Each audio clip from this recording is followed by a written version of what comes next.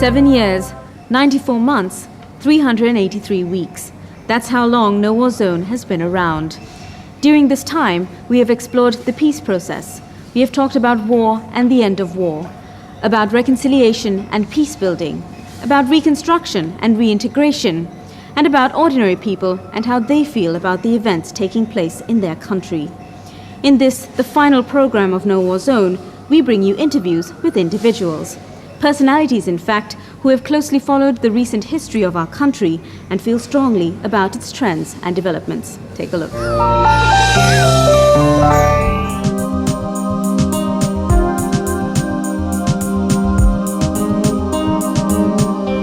lot of people think we haven't really progressed after May 19, 2009. But people are in, I think, unholy hurry. Our time frame is not a lifetime, but lifetimes. Sansari, we take things slow. Slowly, we are getting back to normalcy. That, I think, is a positive thing, and so I think we are on the right track. We had to get to here before we go anywhere else. So I think we are okay. ජනාධිපතිතුමා මම හිතන්නේ අපිට වගේම සාමාන්‍ය ජනතාවටත් නිදහසේ පාරේ බහැලා තමන්ගේ ගමනක් තමන්ගේ වැඩක් මොනවද කරන් ගෙදෙට්ට නිදහසේ ඉන්න හැකියාව ලබා දීලා තියෙනවා. ඉතින් මම හිතන්නේ මේක අපිටත් වඩා ගොඩක් වැදගත් වෙන සාමාන්‍ය ජනතාවට. මොකද අපි තරඟයට යනවා නම් අපිට ආරක්ෂා ලබා දෙනවා. නමුත් සාමාන්‍ය ජනතාව ගමන යනකොට ඒක වැඩ කරනකොට ආරක්ෂාවක් නැහැ. ඉතින් මම හිතන්නේ මේ දැන් අපිට අවුරුද්දක් වෙලා ඉඳලා අපිට ඕන තැනක තමන්ට ඕන විදිහට ගිහිල්ලා ඉන්න හැකියාවක් තියෙනවා. I don't think the cessation of conflict necessarily means that you're going to have peace.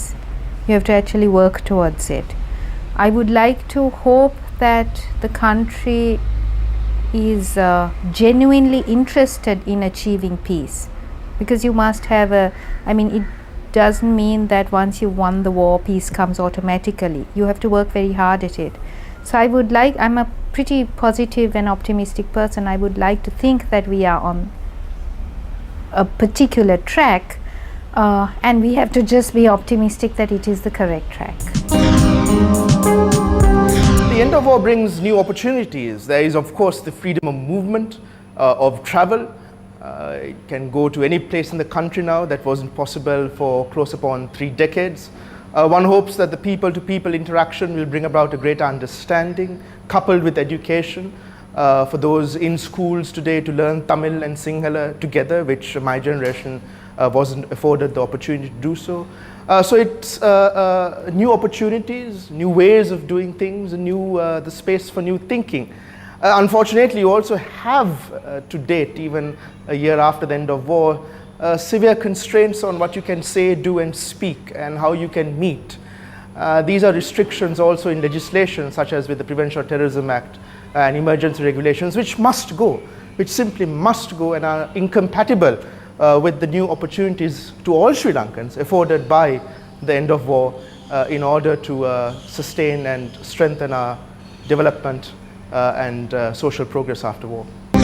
So I'd like to bring in the aspect of women, the fact that in this whole process of reconstruction and peace building, we need to ensure that women's voices are heard.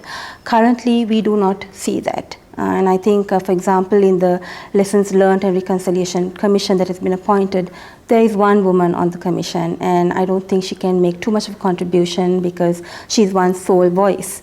We need to have more women in processes like this. And if the government gives a firm commitment to promote equality for women in terms of assisting the non-governmental organizations in the work they do, I think we would have more progress. කලා සංස්කෘතික ශාස්ත්‍රය තුල කාන්තාරයක් බවට පරිවර්තනය වෙන අතරතුර ආගමික වශයෙන් විශාල වශයෙන් පන්සල් පිරිලා පල්ලි පිරිලා කෝවිල් පිරින තත්ත්වයක් ඒක ආධ්‍යාත්මික වර්ධනයද ඒක කලාකරුවෝ වශයෙන් අපිට ප්‍රශ්න කරන්න පුළුවන්. මොකද ඒක ආධ්‍යාත්මික වර්ධනයක් නෙමෙයි. ඒක සමහරලාට විලාසිතාවක් බවට පත් වෙන්න පුළුවන්. ඒ වගේම විලාසිතාවක් වශයෙන් පත් වෙන අතරතුර ඒක භයානක ප්‍රතිඵල ගෙන දෙන අවස්ථාවක් වෙන්නට පුළුවන්.